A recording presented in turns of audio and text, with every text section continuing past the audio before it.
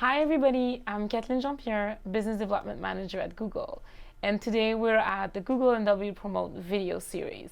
And I'm very thrilled to invite Mike Muttner, the CEO of W Promote, the commerce agency, to join us today to talk about a very exciting, hot topic. Thank you for having me. Happy to be here. Thanks for joining us. So today we're going to talk about the big bad boy of return on ad spend. So we're in all these conversations where performance marketers are obsessed with return on ad spend. It's great, but is that even the right metric? So yeah, it's funny, Kat. So I kind of think I have to go back a little bit in time, and there's an evolution to where we are now and to where I think we're going. We need to go. 3, 4, 5, 6, 7 years ago. Back when it was a little bit more of the Wild West, it was a less competitive market that we live in today. People optimize for clicks. I want traffic. I want just audience coming to the site. It's a fire hose, and some people are going to buy, and sure enough, lots of people did. As the market has gotten competitive and traffic is less cheap and available and plentiful because it's so lucrative, it really forces marketers to be smarter. And so the next kind of step was saying, well, let's optimize not just traffic, but kind of this cost, right? Let's be aware of our cost per click, and let's optimize for that. So let's call it, 4 or 5 years ago, 3 or 4, 5 years ago.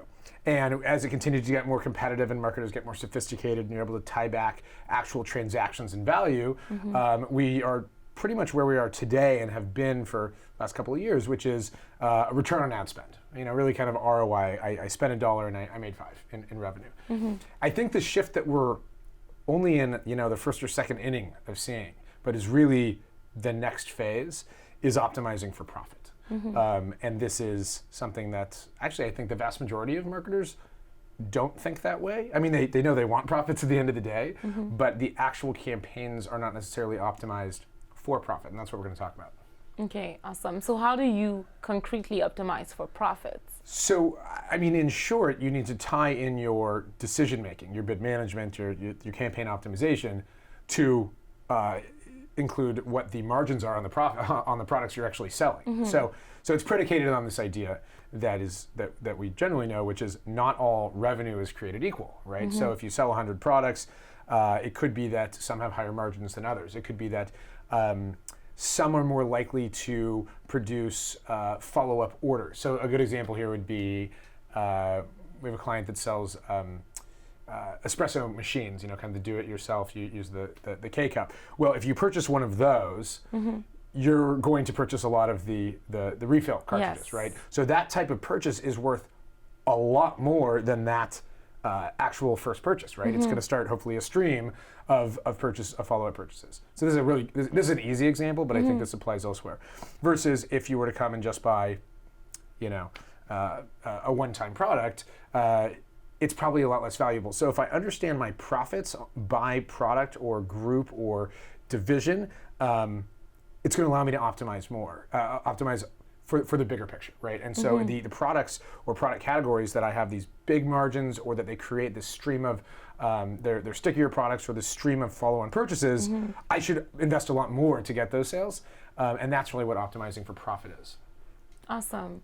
And from optimizing for profits and looking at the follow-on purchases, you guys also talk about like lifetime value, calculating it with your clients, right? Yeah, so the challenge, this is the slippery slope, right? If we say, okay, we want to optimize for profits, we have to take into account not just today's profits, but the profits from this person that hopefully comes and buys a pair of shoes every year from our shoe store. So, or comes and buys the refill cartridges, or or becomes loyal and tells their friends. So there's a built-in value, and figuring out and trying to at least go through the exercise of determining what that value is will allow you to say, okay, it's a $100 product with $50 of profit, but this person's going to come back every 6 months for the next 3 years. So this is much more than $50 of profit today. If you unlock that, if you can go down that path, it'll allow you to really grow your brand a lot more, because you can invest more dollars up front with the understanding that it's going to produce a stream of revenue or a lifetime value that is much greater than today's moment in time purchase.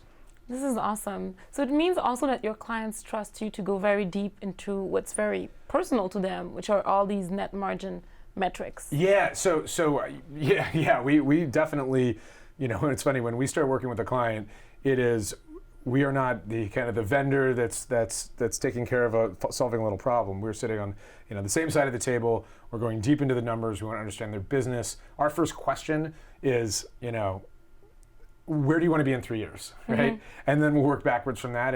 And to do that, we need to understand, their margins, their profits, their growth strategies, their product pipeline, their promotions. We